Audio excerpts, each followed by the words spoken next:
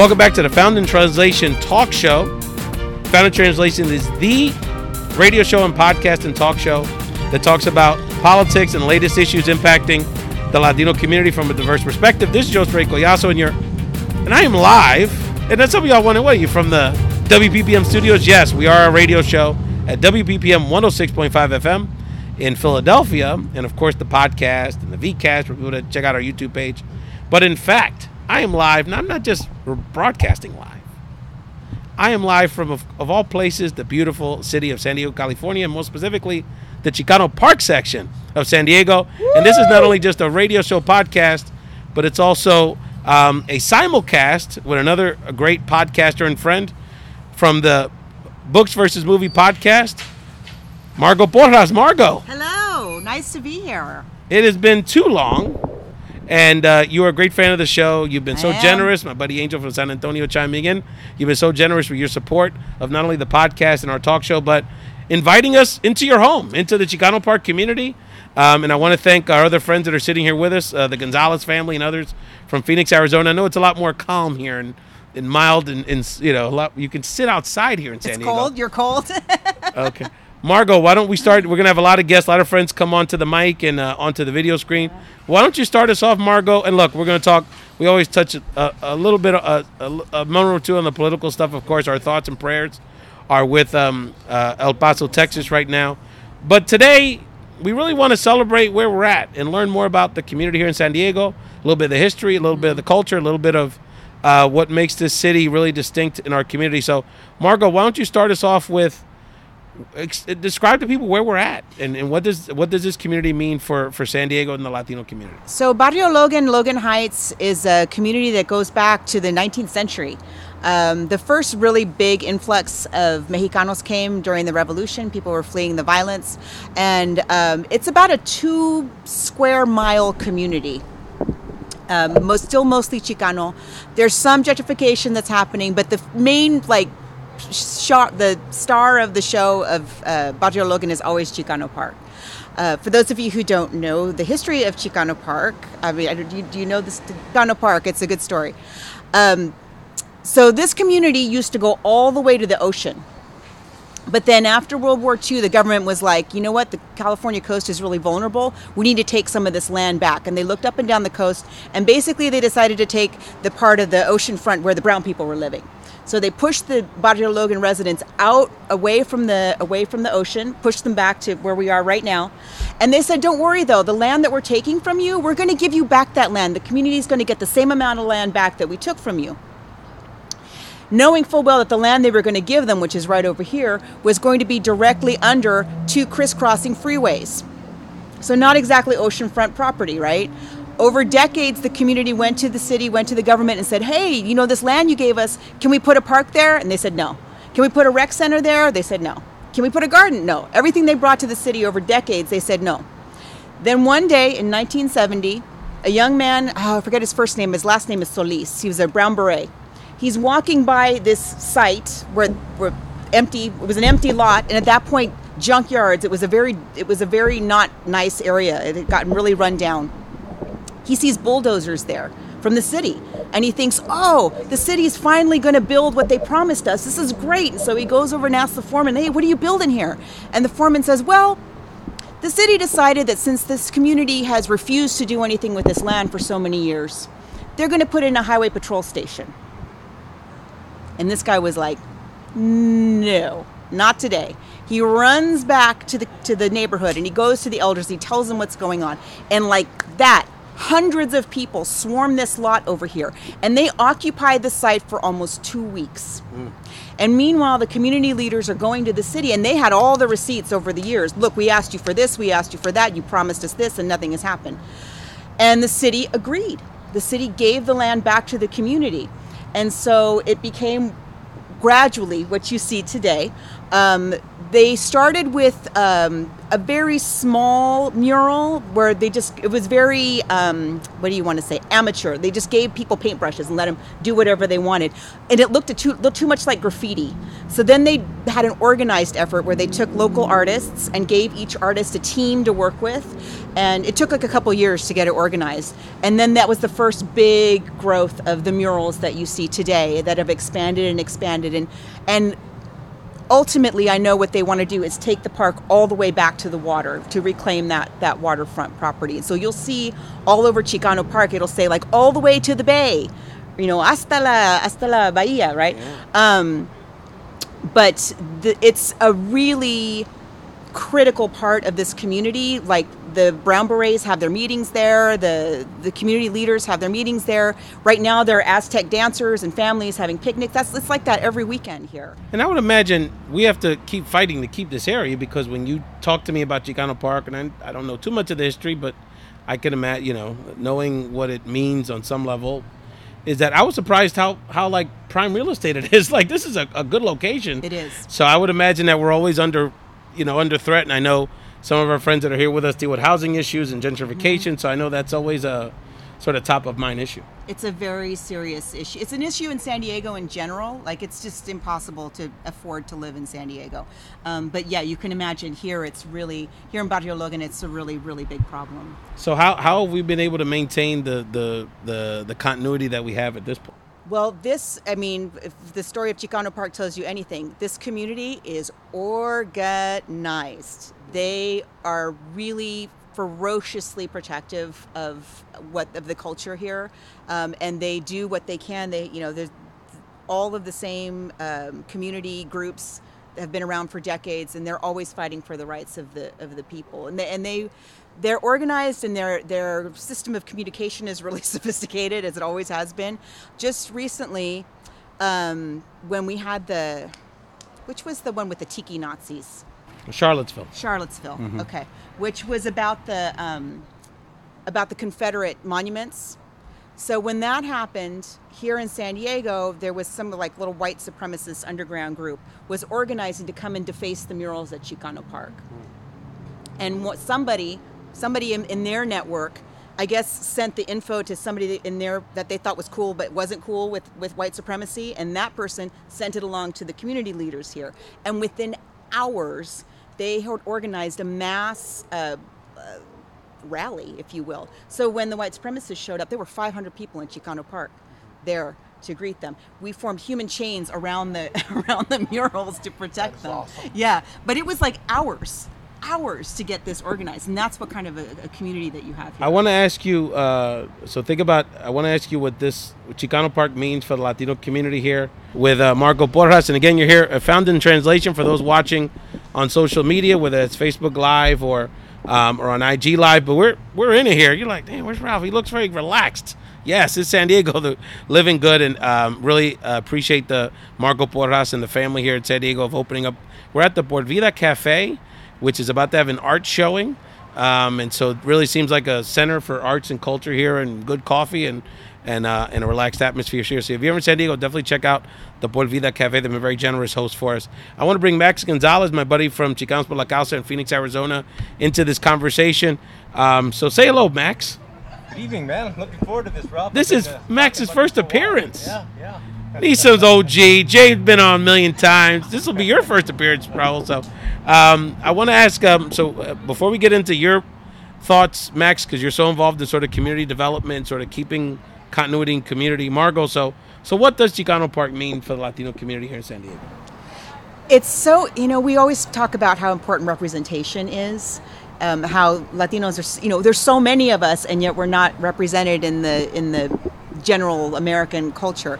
And so to have a visual like this that's so impactful, where you can go and you see people 50 feet tall who look like you, like it's amazing. Yeah. And so I think just the visual impact of it is so powerful for people. So Max, at Chicanos por la Causa, you guys are really obsessed with this idea of how to build community through economic development. And so what does the Chicano Park, how does the Chicano Park story resonate with the work you're doing in Phoenix? I really love this story, so I'm really glad I was able to sit back and hear that. And I got to tell you, just walking around this area and getting the vibe of Barrio Logan and the Chicano Park, I'm jealous that we don't have something as rich and as centralized as you do right here in San Diego.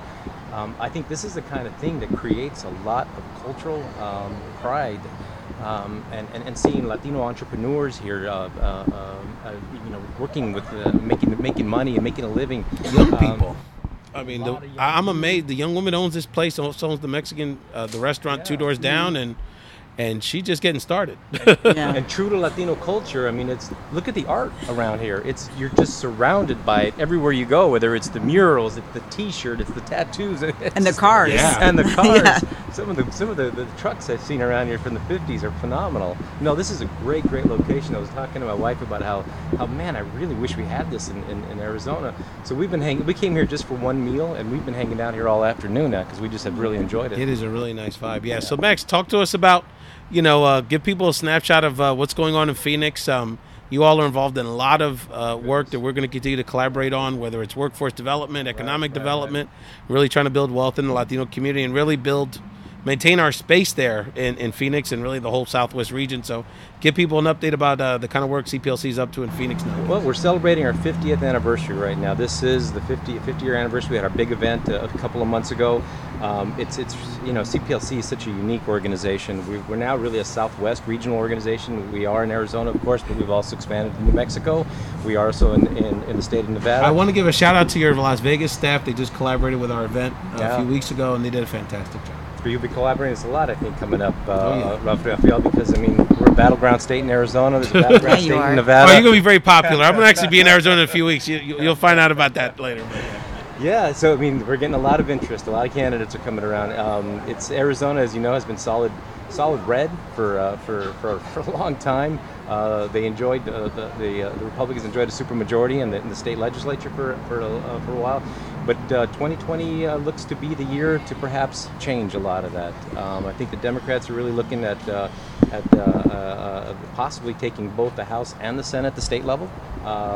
Where the strong possibilities that we could have both senators be blue. So Arizona is in for a significant change in 2020. Margo, I tell people about, we were even commenting that so many of us understand and appreciate the history of not only the Chicano community, but like the Chicano movement. Mm-hmm. And we learned so much from this story you just shared with us about the history of the Chicano movement here. So oftentimes, whether it's in sports or Latino culture, oftentimes sort of San Diego sort of in the shadow of LA a lot of times. So tell people about, if people aren't familiar with the Latino community of San Diego, just anything else you'd like to share about the culture, the community. Obviously, it's a large population.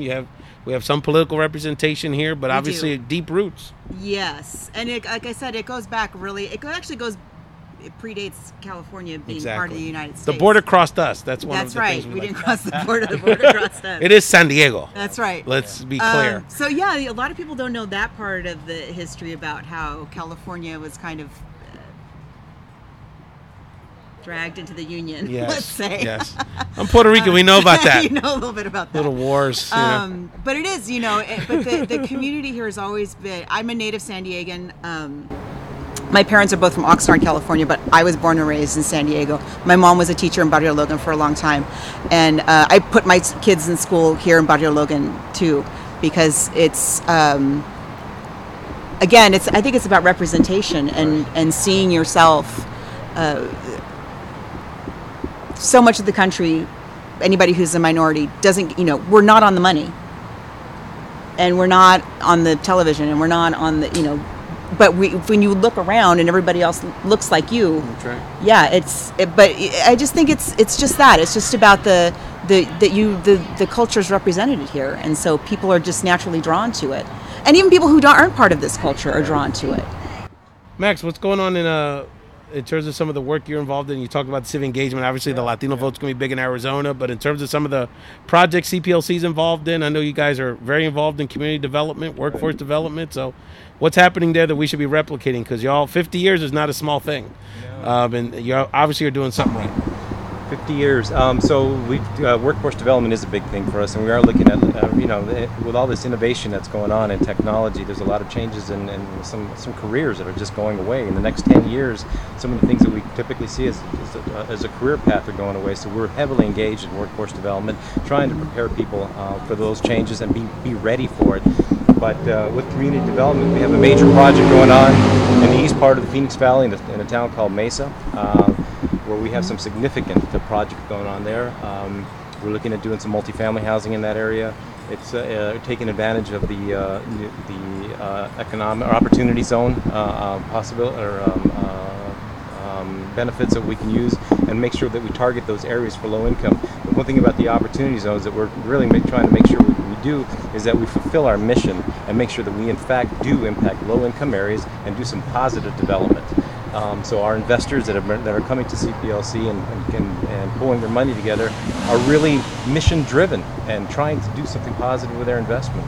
Well, but see, that's a really good point, Max, because we work together a lot in Phoenix, and we go around a lot of the country with the work, and we actually failed to mention at the beginning, most of us are here, with the exception of Margo, is a local, are here for the Unidos US Conference, right. Which is a gathering of Latino leaders around the country, and a lot of conversation about housing. And one of the things I comment to people is that when we have these conversations in the west side of San Antonio or south side of Phoenix or Little Havana, is that it's about, we say gentrification, but what that means is that Latinos in a lot of urban America, in like those real traditional historical Latino communities, are feeling displaced.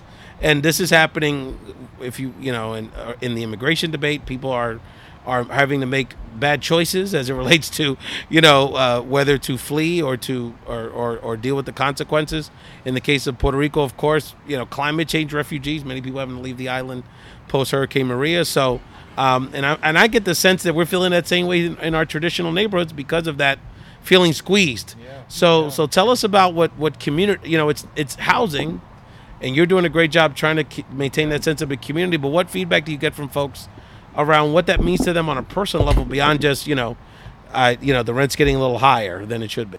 Well, listening to the story about Chicano Park and all the way to the bay, and that's actually kind of a cool. I was thinking about, do we have a similar story like that in the Phoenix area? And we do. There is a large Latino neighborhood called the Golden Gate neighborhood, which is right next to the Phoenix Sky Harbor area. And as the airport expanded, guess who went, right? The Latino neighborhood was bought out. And the neighborhood really had one particular thing, though, that they would not allow to be destroyed, and that was the church. So you go to this area right next to the Sky Harbor Airport, and you see a big empty lot of land, except one thing. There's one building that's left, and that's the church, and that church has been guarded and protected by many of the people in that neighborhood. A very similar story in Spanish Harlem in New York, where that sort of happened, and the irony is that then shortly after the sort of traditional Puerto Rican community protected the church, then we started getting a large influence of Mexicans. So now it's like Guadalupe, like the Latino culture of that religious community flipped. It's evolving. Interesting. Well, the kind of the cool story here that has developed is that that's that land, that empty land that I've been talking about, has been sitting there, and many have tried to develop that land. A lot of private developers, etc. Chicanos por la Causa secured the rights now to develop that land. So we want to do it in such a way that pays respect and honor to the people that once lived in that area. We want to preserve the church, so we're working with the local diocese to make sure that gets redeveloped. In fact, they're taking that piece on. But we're going to be redeveloping that area, and again, we want to make sure we get community input so that we do something that is really respectful of the area. And CPLC is also going to stay in that area. That's also our home. We started in El Barrio 50 years ago, and even though I told you we're a regional nonprofit now, that's still the location of our headquarters, and we won't leave that neighborhood. Margo, do you have any questions for Max? Ooh, let's see. Well, you were talking about how the politics of the state are shifting. Yeah. Why is what I want to know. Like what put that into motion? Right. I think there's a lot of it has demographic shifts, right? The Latino population, when you look at the 0 to 18 age, well, let's go to K through 12. Latinos are now the majority population in Arizona. Right? That wasn't the case just a while, not that long ago. But the Latinos became the majority population in K through 12 about 2 to 3 years ago, if my memory serves correct. And so you just see the whole shift that's taken place. Right. Younger Latinos tend to be more engaged in the process as well. So from a voting standpoint, that's going to help. So we have some, I think, a bright future in the sense of the Latino voice really being heard within the state of Arizona and amplifying that voice. That's so. It's something that I didn't think that I would see.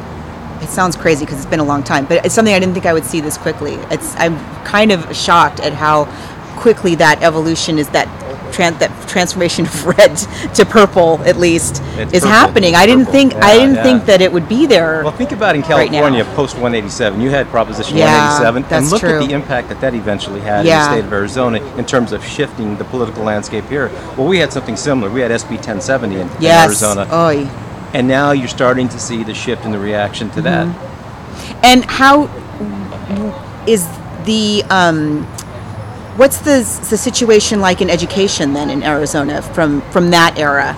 Like, is there still ethnic studies? Is there still like, are we still banning books there? I remember we had underground like bookmobiles going in Arizona, bringing the Chicano books back to Arizona. So ethnic studies are still banned? Oh, you're kidding me. No. I think that's a matter of time before it gets addressed. So wow. So it's been an issue in Texas, too. Yeah. Mexican American studies. Yeah. It's a shame. I mean, it really the whole purpose behind that was to give one a sense of history and of themselves, right? Was they learn and engage them in the education process. Right. I've talked to so many of these kids that studied this and said, this is the whole reason I got excited about school, is I was learning about history about myself. Right. Let me tell you something, especially for our Facebook Live audience. And we're here live in San Diego at the Fountain Translation live broadcast of the Por Vida Café. I want to thank Margo Porras, a podcaster and local activist and journalist, for really bringing us into her home, this community here in Chicano Park. We've got an art exhibit here about to begin here in Por Vida, and we're here with another great friend, Max Gonzales, and other friends who you'll hear about in the show later. You know, in the 80s, growing up as a Latino kid, I think as big a hero as I had was Eric Estrada on Chips. Like, he was the only one. He was the only one. So my point is that, and it's funny to think about it now because he's such a caricature, but my point is that's how thirsty we are for representation. Yeah. I remember sitting down as a family. I almost feel like my mom dressed us up a little bit to watch this show. You know what I'm saying? Everybody laughing. It's true. So to your point about representation matters. Yeah. And I mean, think about the impact of Black Panther on our culture. Right, when you and saw black youth and even youth in general, it's cool to wear something that represents just it's that shows that diversity, but as race is almost irrelevant in that reason. When you think of the reaction videos that people posted just about the poster of Black Panther when it came out, what that meant to people to see on a movie theater, you just didn't see that before. Absolutely. Max, I know you guys have spent a lot of time, and I know you. I want to thank your wife for your generous time. I know you probably want to enjoy the rest of your evening, but anything else you wanted to share before we let you go about CPLC and any of the work we're doing, or anything people should know about Phoenix? They should come visit and spend money in Phoenix, that's for sure. It's a beautiful place to visit. It's a little warm this time of year, but come September, October, it gets a little cooler, and it's a beautiful place to hang out. So you guys are all welcome. But to come, if you do come by, come to Chicanos Park.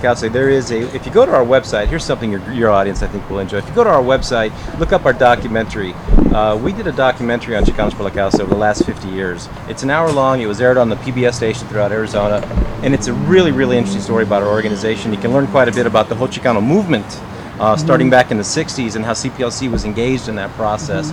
But it's just really, I think, an interesting documentary to share the history of Arizona. Yeah. Well, Cesar Chavez was from Arizona. Yeah, he's born in Yuma. Absolutely. And then Unidos US was founded in Arizona. That's right. A lot of history. Southwest Council of us. Southwest Council. So familia, let's give Max Gonzales a warm round of applause. Max was fantastic. Thank you, brother. Enjoy the rest of your night. Now you're going to get the intellectual up here. Yeah, well, we got all kind of people, all kind of characters. Let's again, thank you so much, Max. Really appreciate it. And again, thank your wife for indulging us in being a part of this experience.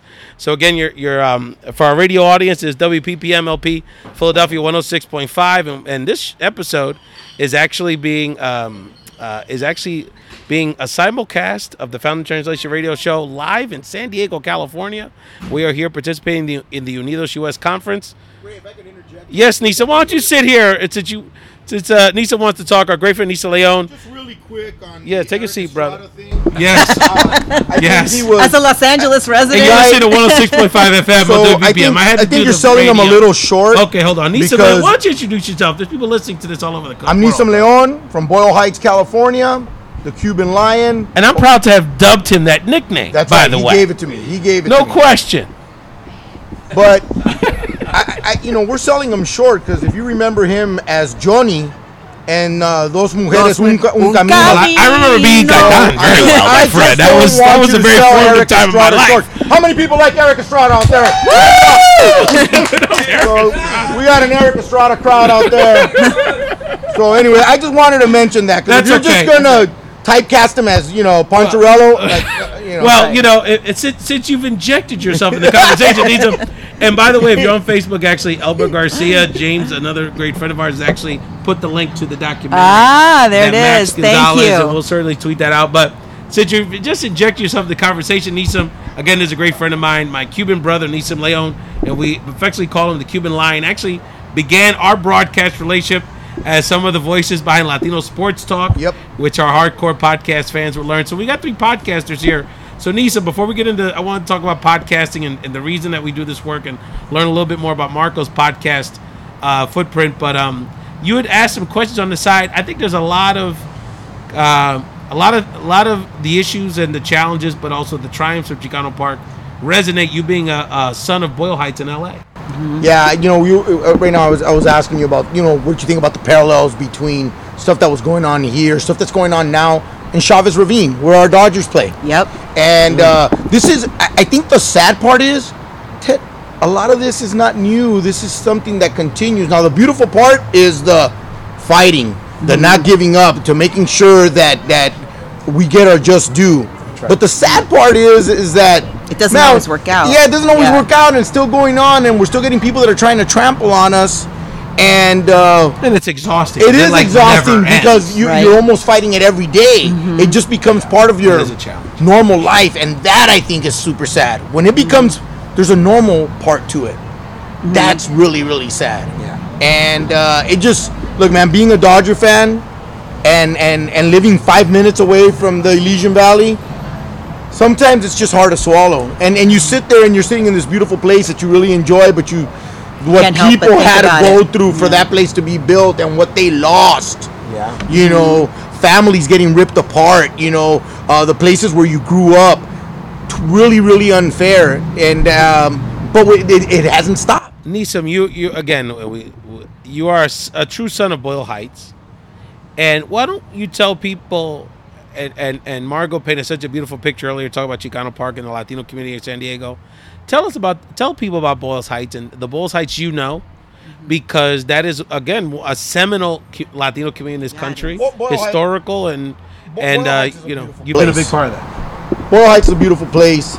I had a different perspective, I guess, being the only Cuban that lived in Boyle Heights. Every single one of my compadres, every single one of my friends, for the exception of my one Cuban friend that I have, Jose Casagran, every single one of my other friends is Mexican. My wife from León, Guanajuato. Like I like to say, my kids are chilaquiles, and so because they're mixed up, and so James like that. I had a very different view of things because at times early on living there as a kid, I felt kind of like an outsider. Mm-hmm. Language was different, everything, but right around 13, 14 years old. This was my neighborhood. These were my friends. These were the people I grew up with. I felt compelled enough to come back and start a youth football program. There was never youth football. They had it 1 year when I was a kid, and it folded in 1 year. Why? Because the people running it took all the money. And then the program folded.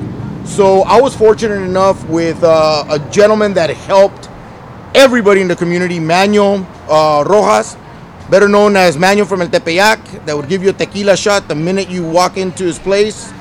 And Elena Rojas, his daughter, who decided, hey, we're going to believe in your vision as a 19-year-old, and we're going to give you money for 2 youth football teams. You started that I started the football unbelievable. program. And a lot of people, and even though you're still a young man, Nissim, I mean, it's not hyperbolic to say you're a historical figure in that community because after meeting you and learning more about that football program, but it's what it's meant to the youth of that community, I often hear people talk about it. And then when I mentioned that my buddy was the founder, it really, and they talk about you like you were from the past, like, well, thank him, or whatever. Is he still alive? I'm like, no, he's still a young guy. Still alive, man. Still a young guy. So, 51, so but tell still people, alive. so again, talking about, like, it seems an odd concept to talk about now, but 20, 30 years ago, Latino immigrant kids playing Pee Wee football was like a foreign concept. Well, look, we had 40 kids, 20 on each squad, and we had no cheer, and that went on for 3 or 4 years. And then all of a sudden, we had parents that said, "Hey, everybody else has cheerleaders. Let's get cheerleaders." Okay, and hey, everybody else has a flag team. We're starting when they're 8 playing tackle, and they don't know what they're doing because we don't have a flag team. Yeah. And it just evolved, and it became bigger than me. It became, this is Boyle Heights team. Mm-hmm. And people are very, very, how can I say it? They have taken ownership of that place. I haven't been with them now since 2012. Yeah, but you birthed it, and the community had to take it to another level. And the community's done a great job. And the thing is, Nissim, we talk about representation, right? So, and again, it's like a small thing. But I think about, this is one small step, but an important step for a lot of Latino youth to develop their identity. Because often, like, it sounds like, oh, it's sports, whatever. And yeah, Latinos play soccer and there's other sports that we're a little more known for. But the reality is, oftentimes we don't get attention or recognition because, oh, well, they're too small to do things like play football, or they're foreign, or, this is a way for our young people, a lot of our young people, to have gained confidence in themselves, to feel a little more a fabric of the society. So there's gonna be things that you're gonna do that you're gonna use in your daily life. I like the team that one of my teams that I coach that my son was on. I think out of that team, out of the 27 kids, I want to say something like 17 of them are in college right now. Yeah. Mm-hmm. And I think football had a lot to do with that. Football taught them that it wasn't always about them, that they had to put in work, that they had to be there at a certain time, that it was a result-oriented thing, and they were going to have to put in. We were very fortunate. Look, and I'm going to mention them really quick. Kid named Mario Bobadilla played for me, was my starting quarterback on 3 teams, came back and kicked my butt in high school when I was coaching in high school, and that was hard because here's one of your former kids taking it to you. He was the LA City Player of the Year. Franklin High School won the city championship, and Mario he transferred from PCC. He just got a full ride to Dickinson College in North Dakota. And it couldn't have happened to a better kid. And he's a product of our community. You got a kid playing minor league baseball, don't you? Yeah, Alan Trejo is now playing for He's got a shot, bro. Hartford Yard Dogs. He was a California All-Star last year. He's got a real shot. His dad made a great move when he told him not to play football anymore and just to play baseball. Yeah. So we had the privilege of going to see Alan play last year with the Lancaster Jethawks. Yeah. He's doing great things over there with the Yard Goats. And this Love is that name, Margo, this is and this is not only the blessing that we have, and again, this is the Found in Translation show live in San Diego at the Por Vida Café. Many of us are in town for the Unidos US Conference in beautiful San Diego here in the 619. But Margo, this is the blessing, and I want to get into talk more about your podcast and some of your other projects. But this is a blessing of doing this work and taking a step to create our own media and tell our own stories, because there's so many Nissims in our communities, and there's a few sitting around with us. There's thousands at this conference, so I know you could probably think of dozens of people in this community, in this local community, that sort of give of themselves to contribute to the fabric of our community. That's right, and they don't get the attention that they deserve. And just like how your program, it just takes this little seed of something, and the community just picks it up and runs with it. They're so hungry for that when you spotlight some of the work that these people and by the way, Barrio Logan is just one barrio in San Diego. We have many here, let alone all over the United States. There's barrios in every state of the union now that are just, wherever you're listening from, you can relate to what we're talking about. Absolutely. It doesn't even have to, we're not just talking about Chicano barrios. We're talking about, But that's the thing, is that I'm Puerto Rican from Philadelphia, and like when I started traveling the country for my job, I'm like, there's a lot more similarities than differences. Yeah. Other than like tortillas and stuff. I mean, like, just the artwork, how we express ourselves, the just this sense of community. And the struggles are the same. But the local leadership that's trying and fighting, like you were saying. And you know what? I'm going to take it a little farther, and I know that we're talking about a lot of times about the barrios and the Latino neighborhoods, but just, urban communities in general. Yep. I was coaching in South Central where my son and his buddy were the only two Latino kids on the team, and I was the only Latino coach. And those kids had the same problems, the same things, and they were loving kids. That's all about the West Coast, and there's more of that interconnection, because one of the things I like coming about California is I get to chill with like Samoan brothers and sisters. Like, I wish we had Samoans on the East Coast, dog. Because people are beautiful, we have Filipinos, man. you know what I mean? But people are beautiful in general. Yeah. So look, as much as that's our people. we always think about how different we are. Look, man, people are more alike than they are different. It's a celebration. It's not about differences. Absolutely. It's about celebrating. You know what people I dig? Nuances. You know what are my favorite people? Good people. Those are the people I like. That's right. And I don't care where you're from. No, and it's to learn about other cultures. Look how much I'm learning. And if you're not good, then I don't want to hang out with you. That's right. And it doesn't matter where you're from or whatever. Right. Yeah. Let's change the topic here. And again, we're at Por Vida Café. This art exhibit's about to start, and some of these folks, hopefully the artists, they are turning out in for the residence. art They got a good crowd here, and great crowd. And then anybody an Eric Estrada fan? There you go. Yeah, we got a few ways. We got a few ways. All right, you got to get a different generational touch point, brother. We started all maybe a Shawn Mendes with the Johnny shot. Stuff.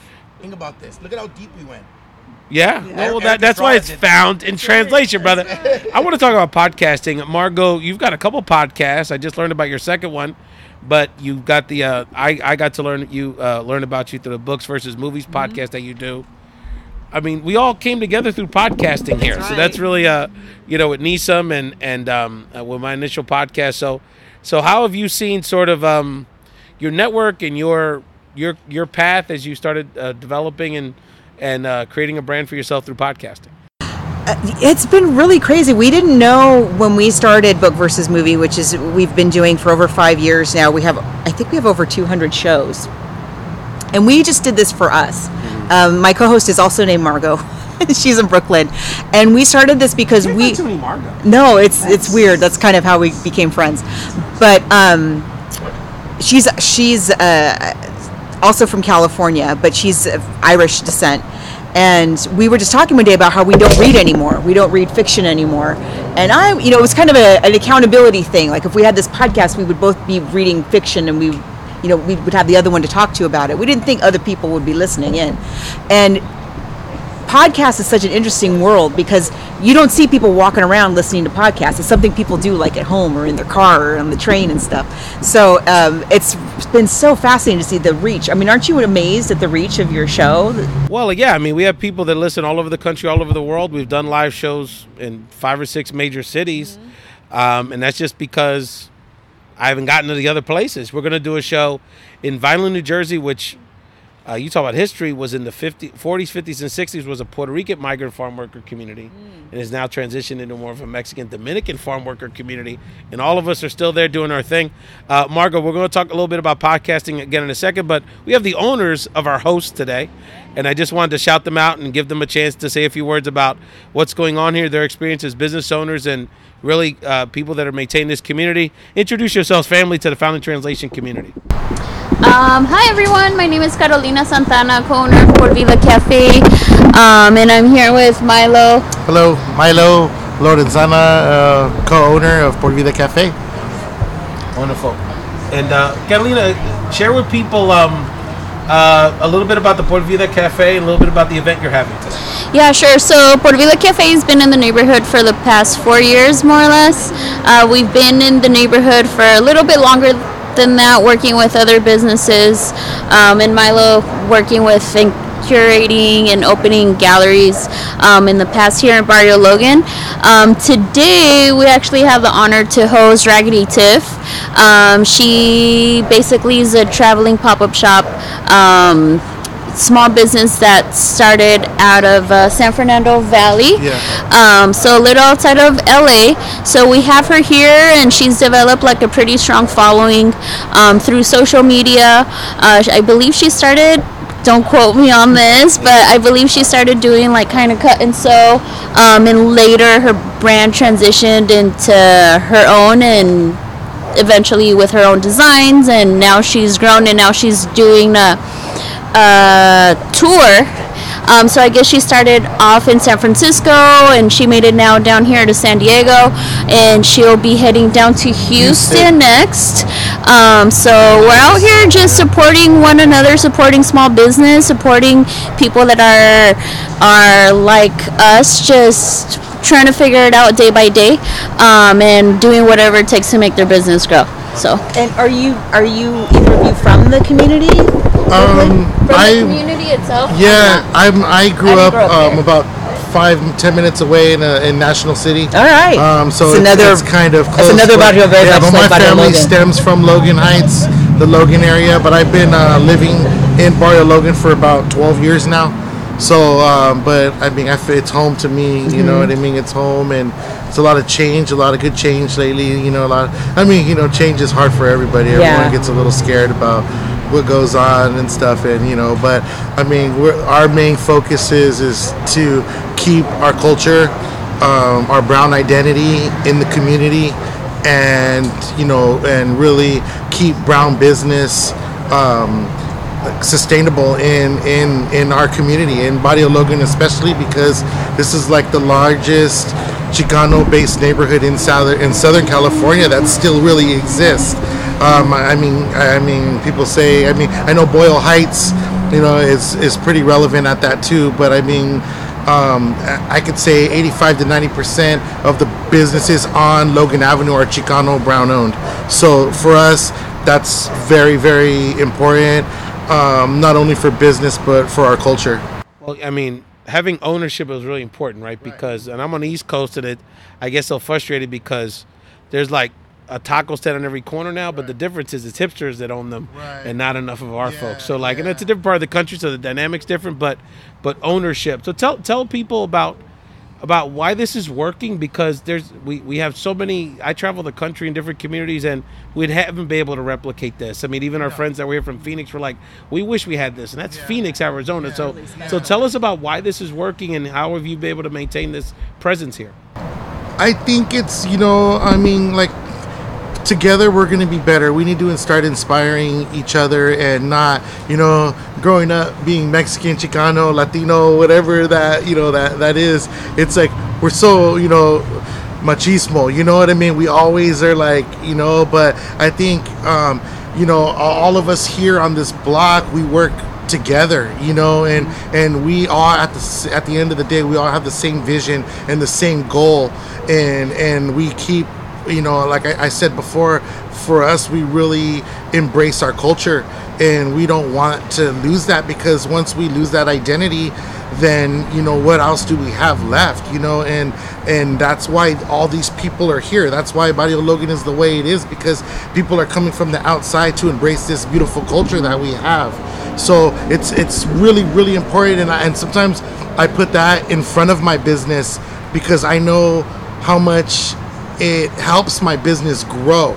I could put Por Vida anywhere, and I know it would do good, but it's something different here. Absolutely. Because people come and they want to embrace. So that's why we do have events like this, and we are very, proactive in the community, and we speak on, and it's nothing about a race thing, it has nothing to do with that, but it's about being proud of who you are, and just, and supporting each other and understanding, and long as we get that respect, we're a cultural district, like illegal to Sacramento, and that no one taught us. Our park's a national landmark, and we did this ourselves. Like us Chicanos, we really we sat in front of this panel, and we oohed and awed them with our lowriders and with everything that we had, that our culture has to offer. And they were so they were like, oh my God, they were we've been all around giving these away,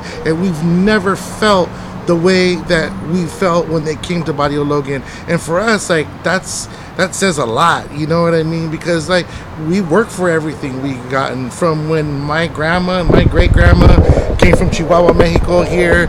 You know, it's so we take a lot of pride in that, you know, and I think it's just a matter of time before, you know, it's weird because I think people like hip hop music and it's okay, and people like, you know, they like all these different like things, but when people are like, oh, the lowrider stereotype or whatever, it always gets shunned to the side. But I feel like right now it's our time and it's the limelight to show who we really are and what our culture really has to offer, and that's why we take so much pride in it. I know I do, and I'm speaking for a lot of people on the. Let me tell you, Mylo, you're really inspiring me. I'm really excited about this, and I know y'all have to get back to work here, but I want to give Catalina the last word. Catalina, you know, our community, including Margo, really attracts people that really admire what y'all are doing here, and particularly younger women that are hustling. They're starting their own businesses. They're trying to get through school and manage the family and run the business, and you know, and there's just a lot of people going for it, and like, you know, but it ain't easy, you know. So just give them some inspiration, because y'all obviously are doing something right, and you're not only doing it as business people, but people that really care about this community. I mean, if I could give any words of inspiration, it would definitely be just to, like, never give up. And it definitely takes a team to make the dream work. You can't do it alone. Like, definitely find someone. Luckily, I've found a partner that is equally as passionate as I am, and along with us too. Like, we've been super fortunate and blessed to find more team members that we've passed on that same passion, and they've found their thing, and we've pulled them in close, and it's took a team to like really make what we've built here. But just not give up, and it starts with the little grain of salt to make things happen. So one day, like, you'll wake up and have this idea and maybe have doubts on why you shouldn't execute it, but why not? Like, the time is definitely always now. Not to wait, not to let time just keep passing by, and just to start and go full force with it. Catalina, remind people that are listening and watching this around the country, remind people the name of your businesses. You got two here, and just anything else you'd like to share about the work you're doing. Yes, definitely. So we're right here, San Diego, California, Barrio Logan. Our businesses are located on Logan Avenue, 2146 Logan Avenue, 92113. And our neighboring business, El Carrito Restaurant, they're actually I take a lot of pride in it because they're all my mom's recipes, and you know, we all rave about our mom's recipes. So and that's 2152 Logan Avenue. We're literally neighbors, so please come and support. Let us know where you come from. We love to share our story and on why we started, why we're here, why we're gonna keep continuing to push. Remind people your IG handle, because y'all are a great IG follow. So Por Vida Café for the coffee shop, and El Carrito Restaurant for the restaurant. Fantastic. And they're both awesome profiles to follow and visit. They are. No, they are. Let's, audience members, let's thank Mylo and Catalina, our hosts here. Catalina, and I just want to thank you in particular because I was just some stranger that called you. Today, I want to do my show here. He was like, as long as you don't mind doing it out in the outdoor patio, you're cool. You know, so thank you. You've been so generous with opening up your doors to us. Thank you. It all worked out. It did. Thank you so much. Hey, Mylo, you're the man, brother. Thank you, brother. We're gonna stay hanging out. And again, want to thank our other friends that came here for the Unidos conference that are stopped by with us. We'll get them up on mic shortly. But again, Margo, remind people where we're at here, and remind people where they can catch your podcast. We are here in Barrio Logan, historic Barrio Logan, Logan Heights in San Diego. And you can catch my podcast everywhere you listen to podcasts. It's Book versus Movie. And the other one is Libros Libres, which is the one that I do about books. And they're both everywhere.